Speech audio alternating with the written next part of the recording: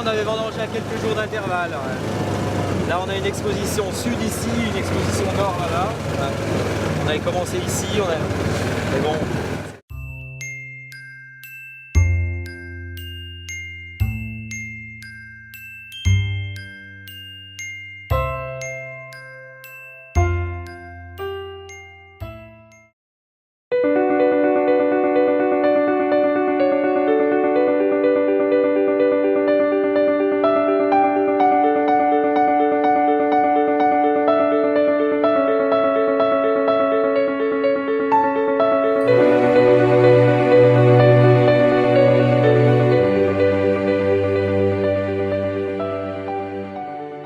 Pourquoi le domaine des deux ânes? Alors, le domaine des deux ânes, en fait, c'est parti du Mâconnais quand on s'est installé avec Magali.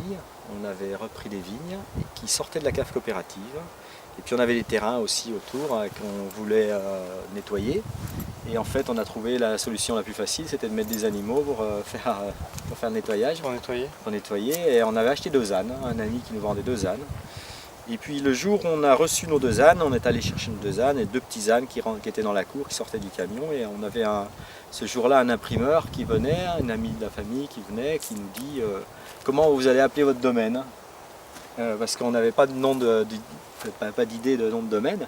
Et on a dit on va s'appeler Domaine des deux ânes. Et c'est parti d'une plaisanterie en fait. Et c'est resté. Quoi. Donc, on a dit banco. Et donc du Mâconnais, c'est venu dans les Corbières. Oui, du Mâconnais, donc c'est venu dans les Corbières parce qu'on est resté 4 ans là-bas et on ne s'est pas trop plu parce que on avait des vignes en fait qui étaient très dispersées. On en avait sur la côte, sur 40 km de long, ouais, entre Chardonnay, le village de Chardonnay, dans le Mâconnais, et puis Fleury et Morgon, dans le Beaujolais. Et donc difficile à exploiter comme on avait envie de le faire, et voilà, on avait envie d'avoir une exploitation plus groupée, plus regroupée. D'accord. Et c'est pour ça qu'on s'est intéressé au Languedoc, puis on aimait les vins du Languedoc, et on a...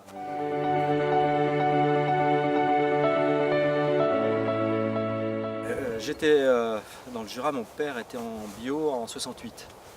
Donc pour moi c'est quand même une expérience que je connais bien et que voilà, je ne pourrais pas travailler autrement, c'est pas possible. Ouais. Et voilà, donc ici, quand on est arrivé ici, l'objectif c'était tout de suite de reconvertir en bio. Ouais. Voilà. Et puis la biodynamie est arrivée petit à petit parce que l'idée c'est d'aller plus loin, quoi, en fait.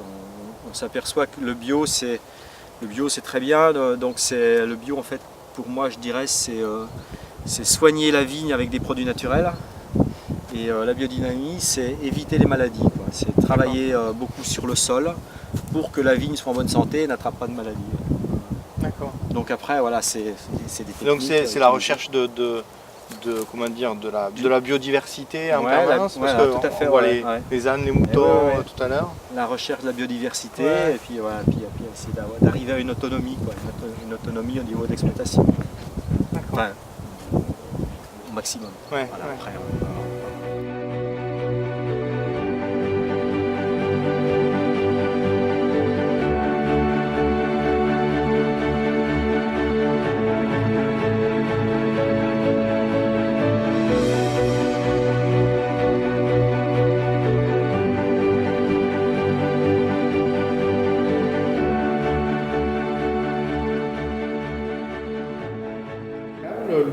le travail pour... À la cave, alors ma femme elle dit c'est facile.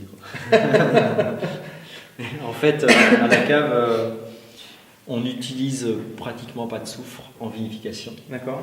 Là, les 2012, je pense qu'il y a 90% des vins qui n'ont encore pas vu le soufre. D'accord.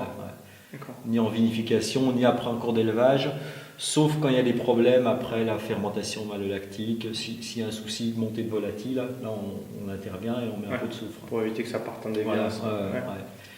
Mais sinon, tous nos vins arrivent avant la mise en bouteille sans soufre. D'accord. Et donc c'est là qu'on en met un petit peu pour la mise en bouteille. On se retrouve avec des doses assez faibles. Et autrement, que des levures indigènes, voilà, et puis pas d'autres références.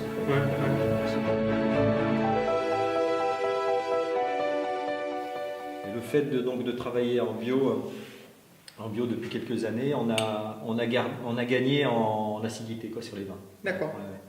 Donc c'est quand même important dans notre région. Quoi. Ouais. Parce que ce qu'on veut vraiment, nous, c'est éviter la lourdeur quoi, sur les vins, garder la finesse. Les vins fatigants, les vins qui fatiguent, quoi, qui sont des bombes comme ça en dégustation. Et puis après, on finit par la bouteille parce qu'on a un but de verre, on n'en peut plus. Quoi. Donc ce qu'on veut, nous, c'est des vins que le premier verre, il appelle le deuxième. C'est ça. Ce que j'appelle l'indice de picolabilité. Voilà, tout à fait. La torchabilité. C'est ce qu'on recherche.